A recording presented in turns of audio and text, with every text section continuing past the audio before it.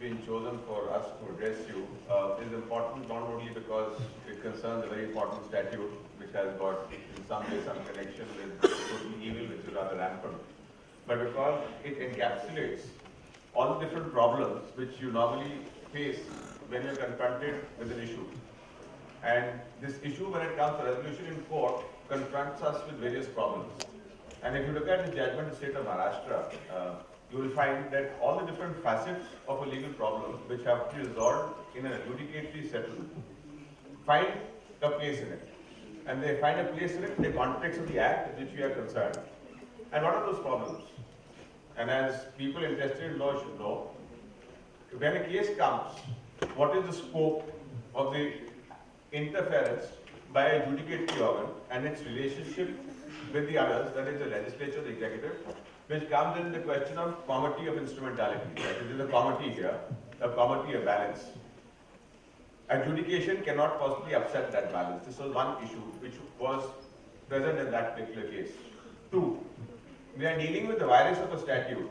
You look at the wisdom of it, or you look at the capacity of it, or the other constitutional limitations of it. And where does the wisdom lie for the purposes of its relevance for purposes of adjudication? This was the second issue which is over there. Third, a related issue was the issue of separation, the separation of powers. And why separation of powers is important? Because as far as the constitutional scheme is concerned, the constitutional scheme envisages a distinct role for every organ. And as all of you know, while separation of powers in Keshav and Bharati was actually recognized as one of the basic features of the Constitution, that separation of power and its rigidity is not in any way accepted as a rule for our Constitution because there is an element of overlap. Now, dealing with the question of overlap, because there is a possibility of overlap, we are at times certain transgressions by either organ. In this particular case, the transgression by the judiciary. And why do I call it transgression? Because insofar as the involvement was concerned, the involvement went beyond adjudication into something which was legislative and dealt more with the wisdom of a particular statute than the merit of it, which was basically the reason for the review. The issues which were in some way highlighted by the learned speaker who introduced this subject to this audience was in some way wrong. Insofar as this case is concerned, the three aspects were in it, not two. And in fact, the review dealt with two of those three. One was the question of anticipatory bail, the other was the question of registration of an FIR, and the third was the issue of arrest. What the court originally held was that as far as this particular arrest is concerned, there should be no arrest, and the arrest should be preceded by an approval depending upon who was sought to be arrested, and until the approval is sought, arrest should not follow. Insofar as the FIR is concerned, it mandated preliminary inquiry and said that you cannot possibly do it because you have to verify whether what has actually happened is correct or not. And as far as anticipatory bail is concerned, it was recognized incorrectly that as far as 18 is concerned, 18 bars anticipatory bail. And as the Supreme Court itself has held that 18, or that's anticipatory bail, is not part of Article 21 of the Constitution. Now, why was this order first passed? We come to the review data. The order was passed because the court felt that the statute is prone to abuse, misuse. And because the statute is prone to misuse, therefore there has to be some corrective. And the corrective was in the shape of these guidelines which actually came. The question we need to ask is, in every case of abuse, can guidelines follow? And the question is, if there is abuse, that doesn't necessarily mean intervention. And when the Supreme Court intervenes, Supreme Court will intervene with an approach is interventionist, not under Article 141, where it is declaratory in nature, but under 142, in which it so far as issues directions for the purposes of resolving a dispute. Here I want to point out that when 142 is concerned, except of course when there is no law in place, or if the law in place has got gaps, in that event there can be an intervention by the court under 142, wherein the court, or the Supreme Court itself has said, without supplanting the structure, supplements it. That's basically the test of 142, that you do not create something new, but you mold what is there for the purposes of it being adjusted to a legal scenario. What the court originally did wrong in this particular case was, applied 142 when there was a statute in place, on the assumption that is open to abuse. And when the statute is clear, it is for the court to interpret or to strike it down. And the question of its being modified by adjudication amounts to judicial legislation, which violates the principle of separation of powers, exceeds the jurisdiction of the court under 142, and goes to wisdom instead of merits of that particular case, by which the adjudicatory process becomes wrong on all counts. And because the adjudicatory process becomes wrong on all counts, it requires correction, and the correction therefore necessarily followed over here. Now, as far as the question of its being wrong is concerned, what was wrong with it? What is wrong? If before an FIR is filed, there will be an inquiry. The answer to that is both in principle and in precedent. Because as far as the precedent is concerned, I'll come to principle later, there is already a law in place that when a cognizable offence is alleged, an FIR must necessarily be registered. And because the law was in place, the precedent bound, and Article 1, Section 154 is absolutely clear, which makes the registration of FIR mandatory information. The occasion for the court to require a preliminary inquiry was unwarranted. The preliminary inquiry may have been unwarranted, but the court missed, and that is where the court went wrong was, the law is that there has to be a cognizable offence. The cognizable offence has to have the ingredients made out, and the ingredients will necessarily follow from the sections which are there in the Scheduled Caste Act.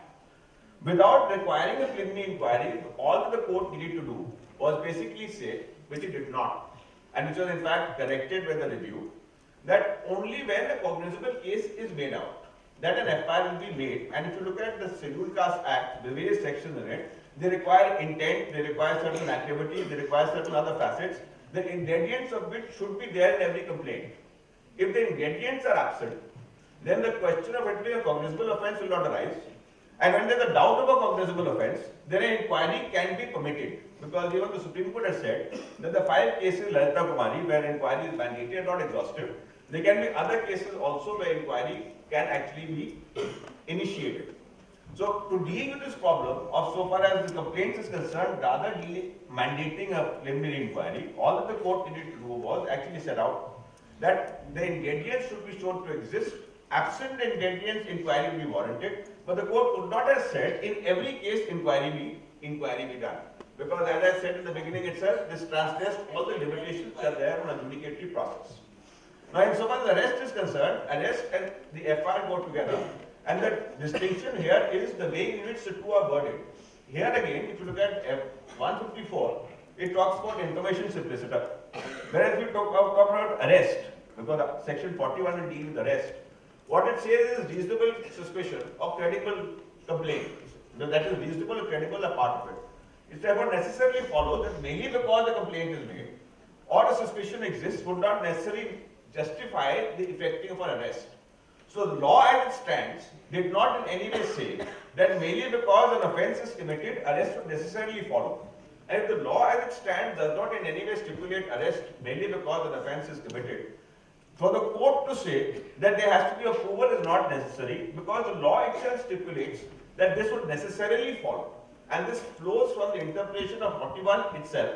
And unfortunately, this fact itself was missed when while dealing with it. It's not a question of Scheduled Caste Act, it's not a question of any other statute. This will apply, 41 will apply across statutes unless there is a provision to the contrary. And because there was provision already there, that insofar as arrest is concerned, arrest would not necessarily follow. And for that there was precedent too, in Jogendra Kumar or all the other cases. The power of arrest doesn't necessarily mean justification of arrest. So when arrest has to be, there has to be justification for arrest. So you did not need to have a judicial intervention or some kind of any kind of direction. Then they cannot possibly arrest unless of course there has been approval. So therefore this was also wrong, which was again corrected by State of Maharashtra.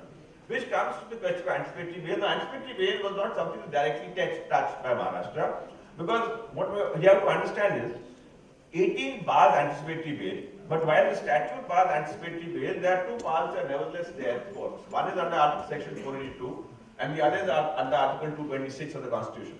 Now 226 is a public law remedy. The public law remedy to rein in the executive. And who is the executive? The policing authority is the executive.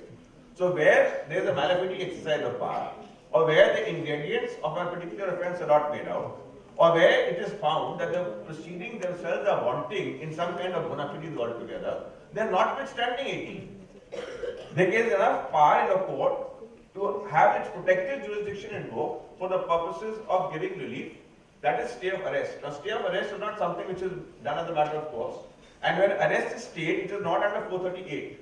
The stay of arrest is ancillary incidental to the final power which is given to a court to give an eventual relief, that is quashing.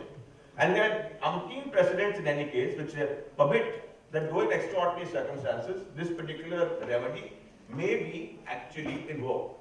So on all three counts where this particular issue is concerned, whether it's arrest, whether it's FR or anticipatory bail, the occasion for that particular direction in the original case, which sought to be reviewed by the subsequent case, did not arise, and the court in Maharashtra therefore pointed out these things itself. What did the court in Maharashtra say? The court in Maharashtra referred to 142 and said, see, 142 was not attracted. Correct. The court in Maharashtra said separation of powers. Separation of powers was violated, and therefore this was not to be done, which again is correct. And the court also said that as far as the question of wisdom is concerned, because what did the court say? That as far as these matters are concerned, they're liable to abuse. But merely because something is liable to abuse, that doesn't necessarily mean that because it's liable to abuse, it is struck down. Therefore, the court says abuse is therefore not relevant. Now, this is one aspect of the matter itself. The question here is the Atrocities Act. And for every problem which one faces, the answer is not necessarily in law. The issue which was highlighted, it was highlighted not on legal principles. That is where I want you people to think about it. The question was made into a caste issue itself. Now, as I have talked to you today, I have only talked about legal principles. I have not talked about caste, because it's not necessary that we bring in caste, we bring in social atrocities, we bring in the history. There are certain matters that can be dealt with in purely legal terminology. And when we deal with legal terminology is completely secular, and it is a-casteist. And when we have a discourse, when we have a discussion, if we can have a discussion on legal principles which in some way bind across castes, across religions, across ethnicities and across cultures, that is a better way of expressing it. The problem with this particular case was, it created a divide. It created a divide between the so-called scheduled castes and the rest, and it was assumed that because they were scheduled castes, that's the reason why the judgment of the Supreme Court came. But what the point was missed was that this particular obsession with caste is wrong. The judgment was passed because this kind of error, if we can call it an error, was not because the judges are motivated against a particular caste. This kind of error came because in the course of adjudication, the courts at times transgress the bounds.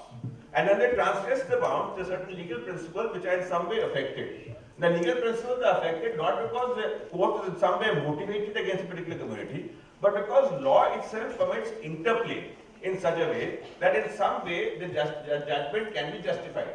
Now you can even justify the first judgment itself, but what you can say is that the court felt that insofar as preliminary inquiry is concerned, preliminary inquiry is not bad, because law itself stipulates that you cannot possibly immediately arrest.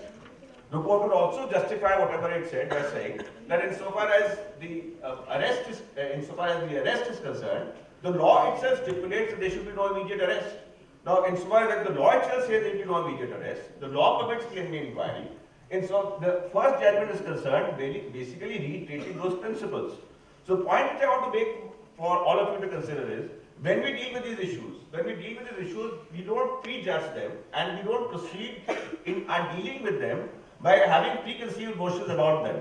And the problem which we are facing today, whether you look at a JMU, whether you look at AMU, or all the other places, before we discuss a problem, we form an opinion about it.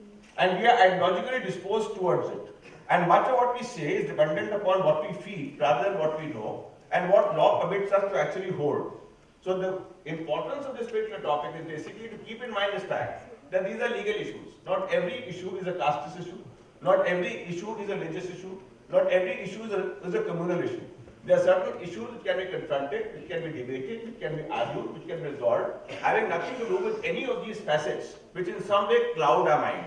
And the importance of this seminar, therefore, is to keep in focus that which is relevant, to discuss the matter on terms which are appropriate, without in any way being deflected by issues like scheduled caste and scheduled tribes. When we first heard this topic, the thing is to strike ahead the scheduled caste, scheduled tribe. But scheduled caste and scheduled tribe is the context, the occasion, but not the reason for this particular discussion. And as far as the principles are concerned, the principles are rooted soundly only in law. Thank you.